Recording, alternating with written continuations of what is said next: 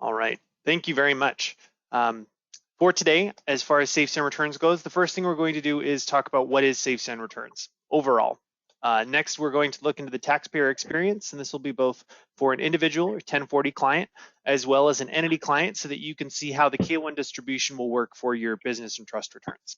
After that, I will walk you through the process of how your administrative staff will be processing and delivering these returns. And then I'll also just highlight a couple options for what your administrative staff can do for client assistance if people call in, need help, or if you happen to be logged in for some reason and want to do the same assistance. So SafeSend Returns is an entirely browser-based platform for assembly and delivery of tax returns. You won't have to download anything to use this software, which is one of the great features. Is the username and password with multi-factor authentication, so it's very secure for you to access the software as well as for your clients. Part of SafeSend returns is going to be auto collation and assembly of the tax return. So it's uploaded. It takes normally a handful of seconds for it to collate and assemble that return for you. And then it's going to break it out into sections. So transmittal letters, to the tax return documents, e-file forms, vouchers, etc. On those e-file forms, it will also automatically place the signature blocks and date stamps for taxpayer, spouse, and for the ERO. Another nice feature of the software is that it will provide it will recognize vouchers and estimated payments. And then the other side of that is that it will provide automatic reminders to your clients before each of these due dates comes up. So very effective tool so that hopefully you will have less communication that needs to happen on a consistent basis with your clients.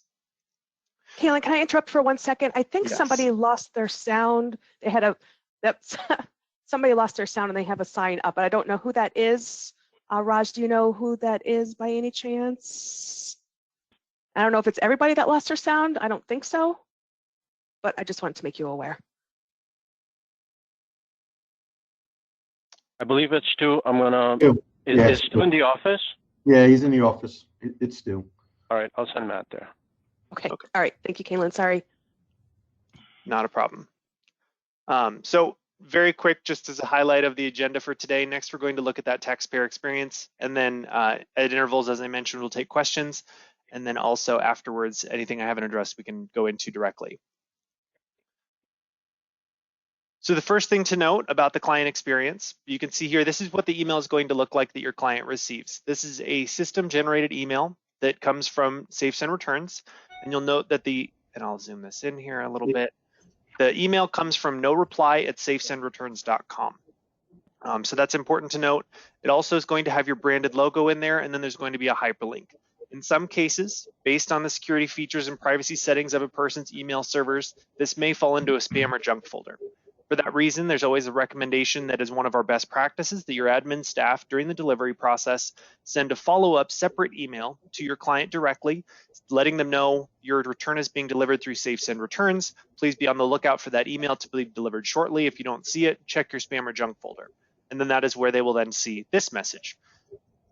You can see at the top here, it does say the name of the recipient. So they know if they do share a joint account, so husband and wife have a shared email account that they want to use, that is acceptable. They can both use that same account to access the software because they will be logging in independently from one another. And you'll know who is logging in based on that subject line recipient name. The other important thing to note here is that on the from line, we know that the email is noreply@safesend returns, but we'll still be able to set this for your company. That way, when your client sees it, it's more recognizable because it will say here DDK and Company LLP, so that your clients recognize that it's got the logo, and then they'll know that it's safe to log in.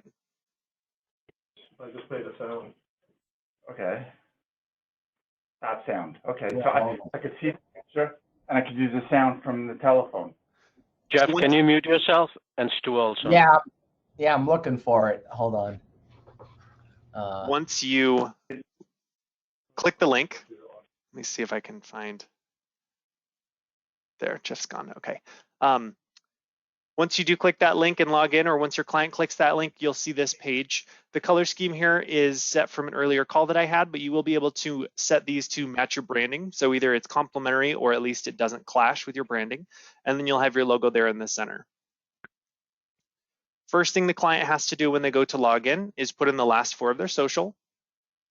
And then after that, they will have to do multi-factor authentication, where they will receive an access code, which they will then use to log in. In this instance, I have provided my cell phone into the software so that you can see what option there is for mobile access code. In this instance, because I did choose the mobile number, you can see it says a one-time code is being sent to your mobile device, and then it lists the last 4 digits. That lets me know where I'm going to receive it.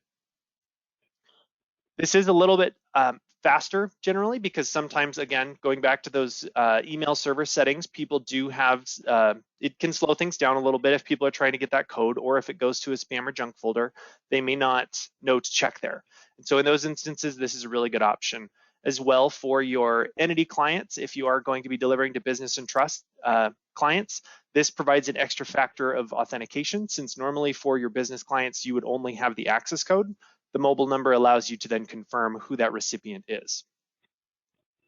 One other thing to note here is that this is only a 20-minute single time use code. So if a client requests this, walks away and forgets about it, comes back, they will likely have to request a new access code just by clicking that request access code button and then logging in.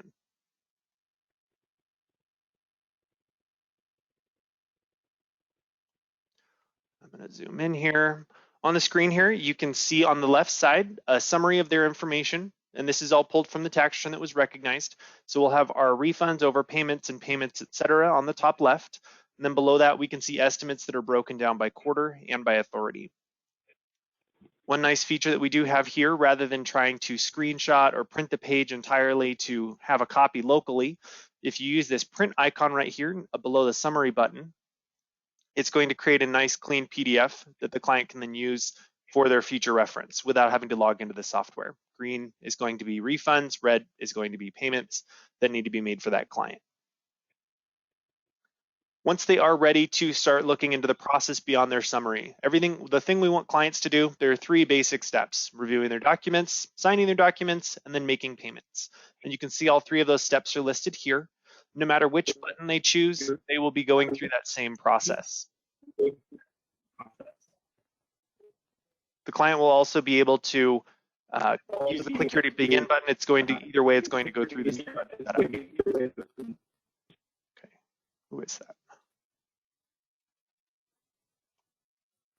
I knew that was going to happen. All right, and here you can see a message from the preparer. In this case, I had some pictures that did not load properly, but this is where you would then provide your clients with information about their tax return. In this instance, I have information about how they can send themselves a copy of the tax return, and then also where they can input their mobile information. So your mobile information is going to be up on the top right here. You click My Account, and then you'll be able to update your information. Hey, Kalen? Yes. It's Raj. There's a little bit of disturbance in the sound, and I believe it's probably because one of the users has themselves unmuted. Would you be able to mute them?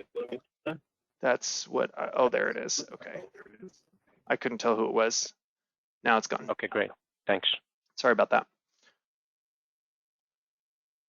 So this is the best place as far when your clients log in, this is the best place to give them initial information about what they need to be considering in their return. So beyond just saying your tax return is attached, you can acknowledge that there's a paper file copy that needs to be managed, or if there's adjusted journal entries, you might put a note in here letting your client know that the adjusted journal entries are in there, or any other information. So this is going to be that first look for your clients. I need to fix that image. So I'll show you what that is supposed to look like shortly. After the client reviews that message that you do provide them, the next step they're going to do is they're going to review their tax documents. As you can see, there are options at the top to manipulate the screen, to go between the pages, to zoom in or out, and then also there is an expanded kind of full screen mode that you can also use. This will let your client look at all of the information, first filing instructions, and then after that tax returns, and then thirdly, any attachments that are included. They can also navigate using the thumbnail pane on the right side. Same instructions for the tax return. One thing to note here, in case you do offer any client copies, is that client copy, as you can see, is going to be a watermark that you would add during the delivery process. And I'll show you that in just a little bit, but I wanted to show you what it would look like. You can change the color scheme, you can change the text on it. In my case, I use the words client copy, and it's only going to appear on the tax return section. So no transmittals, no vouchers, no e-file forms of any kind, in case you do need that for the future. Another thing to note here is down at the bottom right, you can see it says forward a copy of my tax documents. This is a good opportunity during the review process for your client to forward their information, whether that be their tax return or other documentation, to a third party. Considering that the IRS is very strict about their authorization requirements for sending third-party documentation, that's kind of the reason that we want the client to take care of it directly, rather than having the CPA be asked to take care of it. But if you wanted to send a tax return, for example, to a banker, mortgage lender, lawyer, you can just select tax return, put in their email and phone number, and then email it to them. Or if you have a small business and you have a bookkeeper who's going to be cutting checks for each of your vouchers, you could send just your vouchers to that person. Or if you have an assistant who has a credit card who's going to be paying your bills online, you could send just the filing instructions that would include that payment information for your assistant to take care of. So several options here for what you can do to provide that to third parties.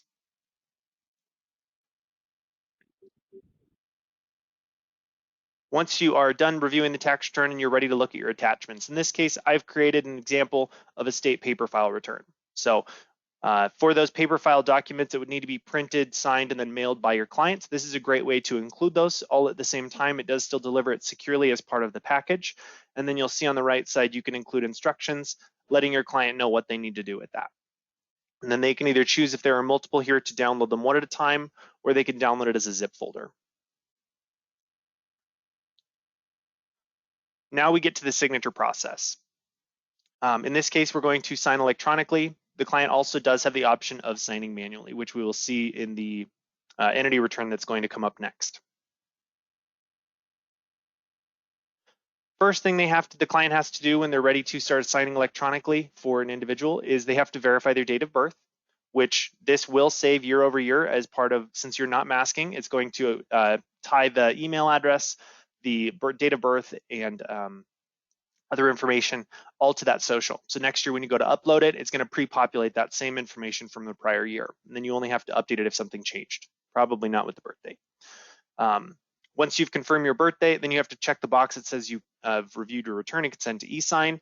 And then down here, you can see that during the delivery process, you'll only have to provide one email address in the event of its married filing jointly, because during that delivery process, they are going to be asked for their spouse's email. So in this instance, it's the same email. This is my demo account. If they choose to use a different one that's been populated here, they can change it, or they can also update it if there was a typo, etc. But this is their opportunity to change or address that directly. Once they are ready to sign, and I skipped over the multi-factor authentication questions, the knowledge-based authentication questions, because I saw notes that you were not going to be using those. But that would be where that step is. So between putting in the email address to where the 8879s are, that would be the knowledge-based authentication questions. Is that still accurate that you're not going to be using those? That is correct. Yeah, it doesn't apply. Okay. So the first thing you're going to do when you go to sign is you'll see that flag there. You're going to click, and it's going to take you down to the signature block.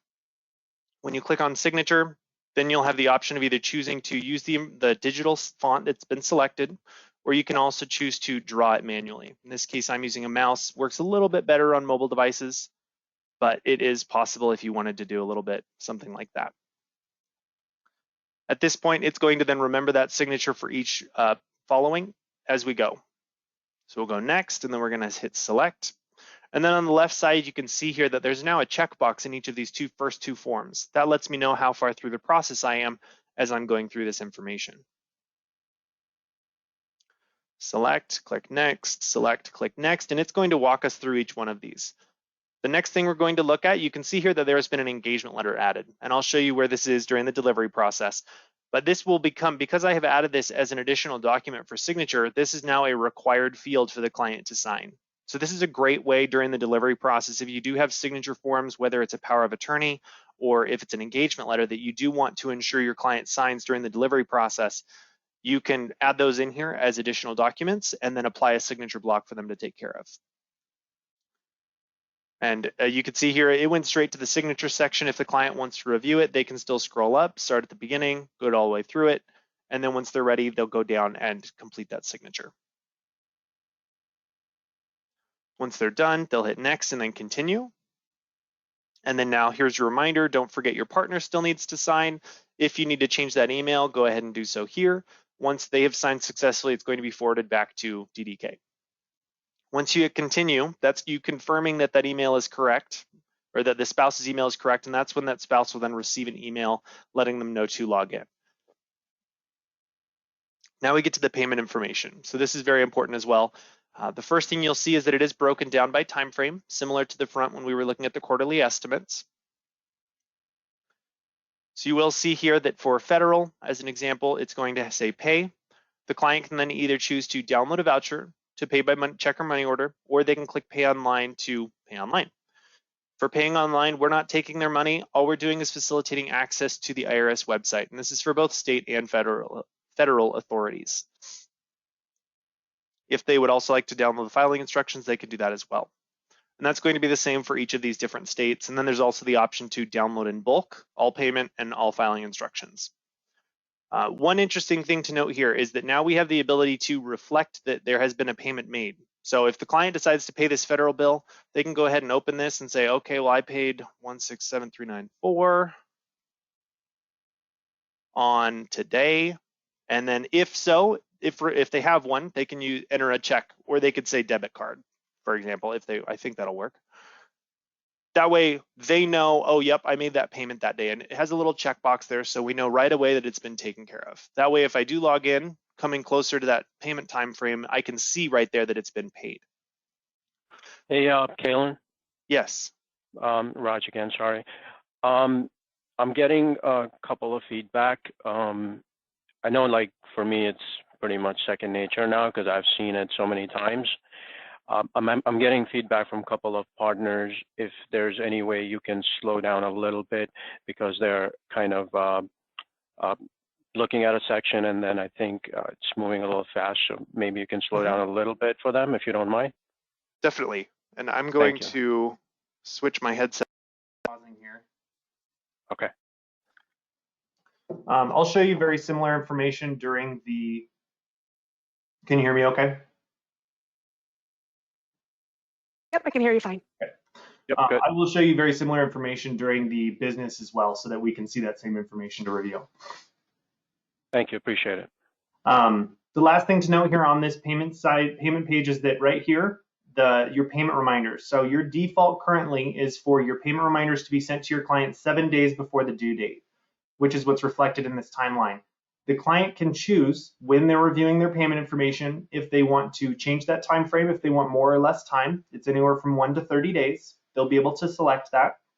And then in the event that they do want to turn those off entirely, they can also choose to mark that checkbox there. And then that way they won't receive any reminders because maybe they've already paid, or they just know that they're going to get them taken care of without that assistance. On this same page, just as one last note, if your clients do have any questions, and this is one of the defaults that your admin will set, you will be able to look at the top right here where it says contact person. When you click this information will be based on what's been populated into your software for each of those contact people. Whether that's name and email, or if you have a phone number that you want them to reach out to, that information is then going to be available for them on the top right, that they'll be able to reach out and be directed to who they need to call for any questions. Yes, I can. So after they are done, after your payments are taken care of, sorry, I said yes, I can. I saw that Herschel had a question about how can you show how the client can download their return? So now that the client has made their payment, and I will answer your question in just a second, you can see here on the top that the client now can see a reminder, hey, your spouse still needs to sign. If you'd like to send a reminder directly, you can do so. Hopefully that'll save your firm from having to take as many questions or having to provide those links if they can log in directly and take care of this. Whether they do or not is up to them, but it is there as an option for them to use. So once they've signed everything, once they've made payment, now we can see that these options at the bottom have changed. So it doesn't say click here to begin anymore. Now it's changed and says view or download tax documents, view or download signed documents for 8879s and attachments. And then the third one is to make additional payments. So this will be their landing screen from now on. Anytime they log in the future, they're going to come here when they click that link, use their last four and get logged in. and then they'll be able to click Make Payments directly to go to that payment page and review their information. To download documents, just click that View or Download Documents button, and now you can see you can either click at the top right and download all my tax documents, or you can also download one document at a time as well. And that's for both the tax documents, your vouchers, and any attachments. In this case, that state paper filed return example.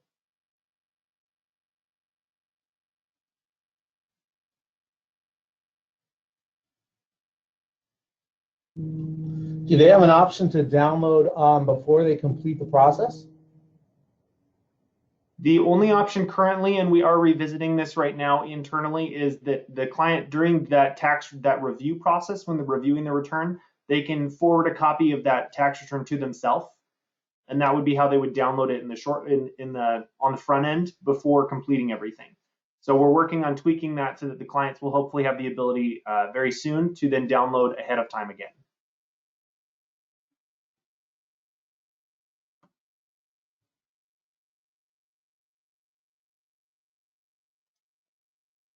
Any other questions on the client copy or anything that we went over here before we look at the entity return?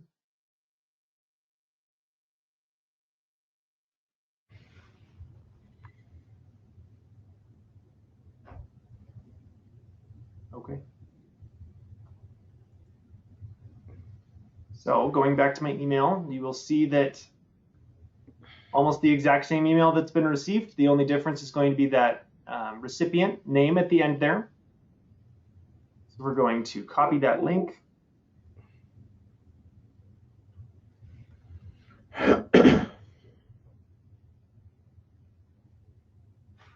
All right, in this instance, I did not use my email address or my phone number for that mobile code. So now we're going to see what that email code looks like for a standard or default user.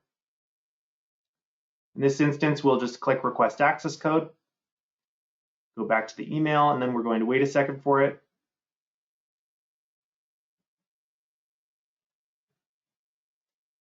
And you can see here, same email address, your one-time code is, that's all it is. Very short and sweet. Click Continue. And now we're going to log in. The biggest difference here is that when the client is looking at their information, we now see a fourth option. So rather than just review, sign, and make payments, now we have a fourth option, which is to distribute pay plans.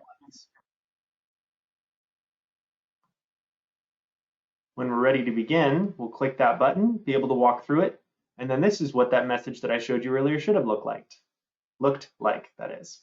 So you can see here, dear client, thank you for being a valued customer. Please follow the instructions below. During the review process, email a copy to yourself and additional parties. So it lets people know that they can do that for an immediate download rather than waiting until the end. And then as well, a request for your clients to input their personal information, including mobile numbers. That way it does become saved into that software.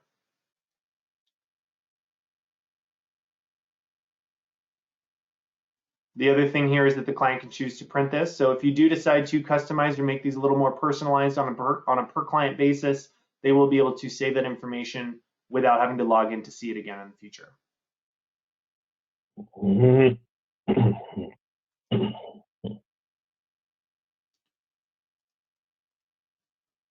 Reviewing their documents is going to be very similar. You can see at the top, you can move between pages, you can zoom in or zoom out. You can also use that full screen mode that I mentioned earlier. If you would also like, you can, rather than going into the read mode where it's going to take up your whole screen, up here on the top left, the clients will be able to hide these panels, and then you'll be able to zoom in a little bit further. So definitely a lot of options with how you want to manipulate and read that information based on your client.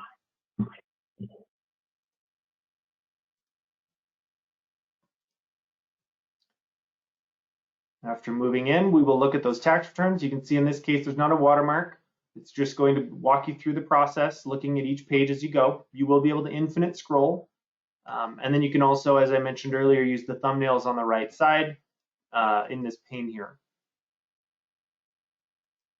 Once you've reviewed all of the tax return documents, then you'll, similarly as before, go to that attachment section. In this case, because it is an entity, I've included a copy of adjusted journal entries. Some of the other things that people will include besides the state file forms and adjusted journal entries, if you have a QuickBooks file that needs to be returned to a client, or if you decide that you want to return their scanned documents to them, their source documentation, rather than mailing it back to them. I know that can get expensive with a lot of clients. This is a really good option if you have it set up to be able to scan and return those via PDF.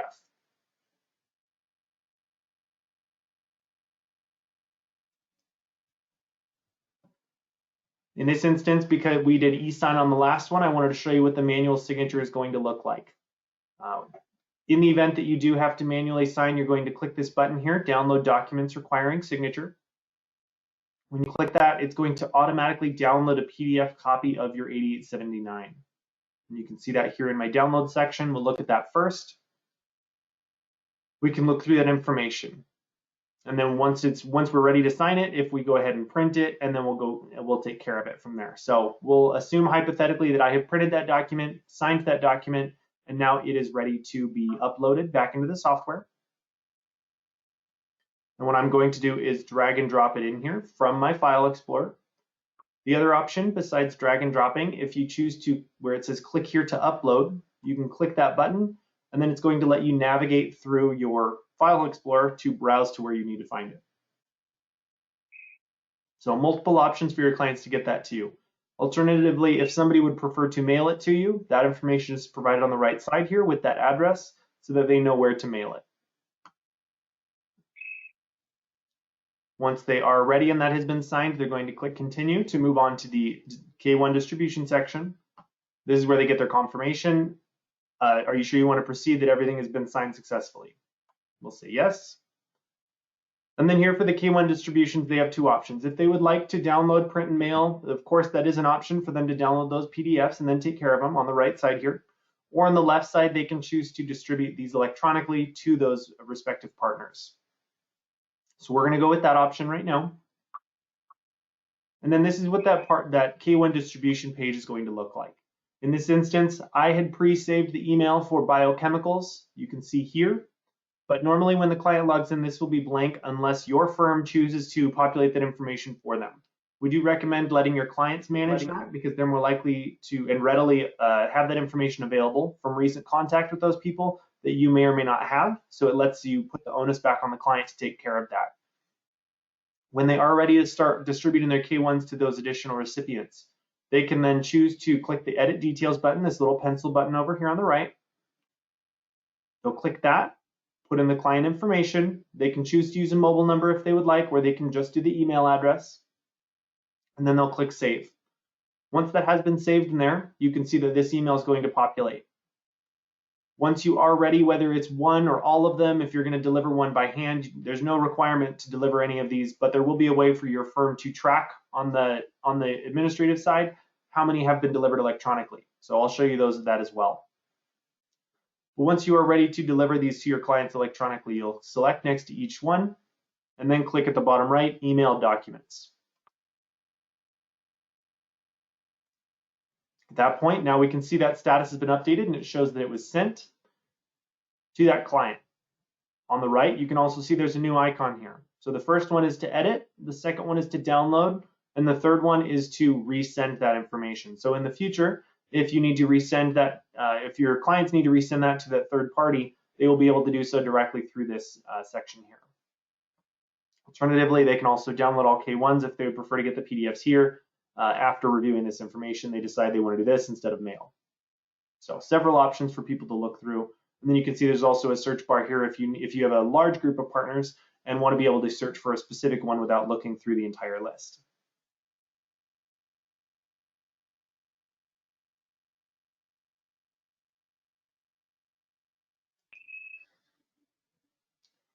Tax payment information will be very similar in this instance because this return only has refunds.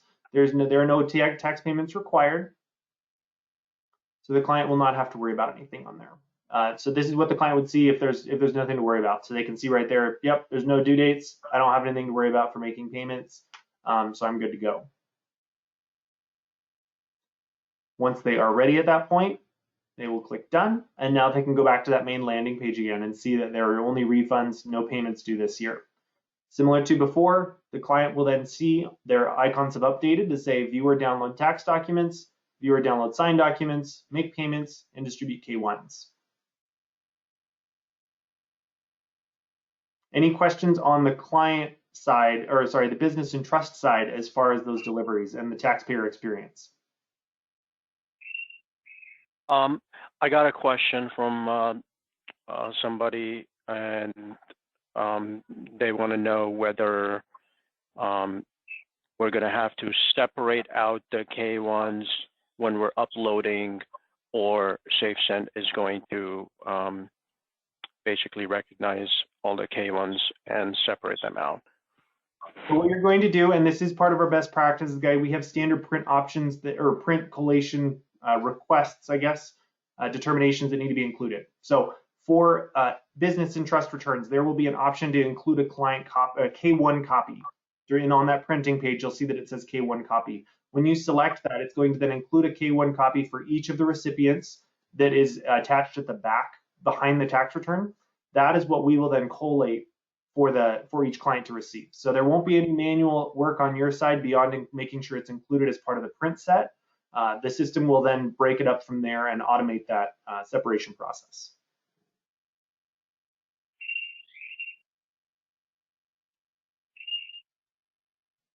Also, I just want to add a little something.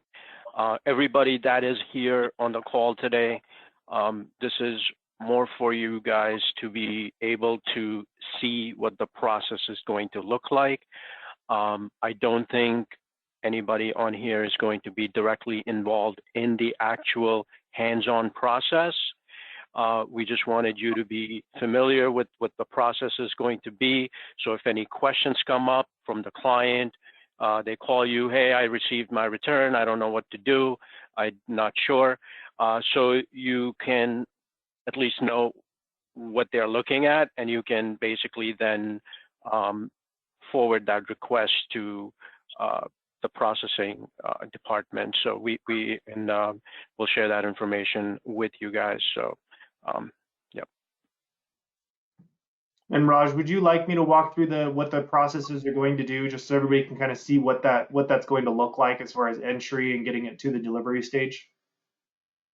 Mike, do you think that's important? Okay. Probably not for the people on this call. Yeah, I think I agree. I think for them, it's just important to see that, okay, client's getting the return, what exactly they're going to see, and how they're going to be able to sign and able to get it back to us. Our group that's going to be processing, I think they're now somewhat familiar with the process, and I think they're doing some testing on our end right now with the 2019 returns. So yeah, I think we should be good with that. Thanks though, asking. Okay. And then you can see here, just as an example, so I did deliver that one K1. So the big difference here for the K1 that has been delivered to your client is that rather than having your branding, so on this example, you can see here that we've got your company's branding is going to be located here. For the K1s, the difference is that there won't be branding. It's going to have the name of the entity for that business and trust return. So this is just a heads up, since we kind of covered everything else as far as the actual taxpayer experience. This is what those other partners are going to receive, that information, the name, and then they will also have that link that they can then use to to retrieve that K1 respectively. I got a real quick question. Does the CCH transmittal letters still go with the K1 when it gets forwarded? If they are part of what was provided during that print set, yes. Okay. So in theory, our branding will be there. Oh, you have your branding set in the instructions? Yeah. Nice. There you go then. I do have another questions coming up, which says, are we going to be sending out extensions in this manner? I mean, I know the answer, but I think it's a good question for everybody to know. No, the extensions are not going to be sent through SafeSend, and the extensions are going to go through the current existing process, and this will only be to deliver the full tax return. We are working on SafeSend extensions, but I don't have a time frame on it, but it is something that you can definitely look forward to in the future, that we are working on a way to provide those and then have that payment option for your clients as well. So something in the future that will hopefully be an enhancement for you guys to effectively use. Any other questions about the process? I know we weren't going to go into what the client and administrative side looks like, but I want to make sure if there are any questions here or anything specific that I can review, I can go ahead and create a new return or look into it further. So, am I? No, I'm not muted. The date of birth, is that pulling from CCH? No. No. We're entering that, or the admins are entering that in the. If you choose to have your admin deliver that or include that as part of their workflow, I won't get into all of this. I am going to open up a process here just so I can answer your question, but don't worry, we won't get into everything here. But so during the admin process right here, when the administrative staff are going to be putting information in, on the right side is where that information will be. The only information we're going to pull is the social, the address information, and then there's zip code. And then from there, it's up to you, the administrative staff, to put in the email. If you choose to do mobile numbers, you can either put in the date of birth or leave it blank, because as I showed earlier in that individual process, they will need to verify that as well on their side.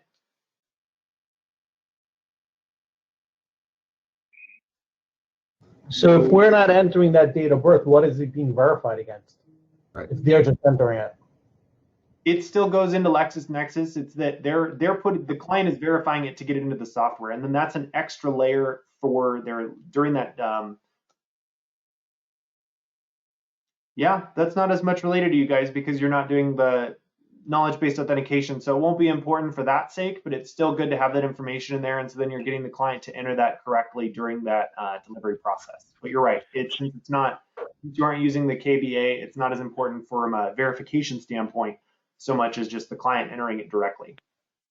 I guess the main thing is that if we have, for some reason or whatever, inputted the incorrect date of birth in the return, it's not going to prohibit them to move to the next step, right? Correct. And they'll still be able to, during their process, they'll still be able to fix it. So even if you do type it in wrong, they can correct it. But yes, you can also just leave it blank because they'll put it in then, and then it'll be saved year over year for future delivery.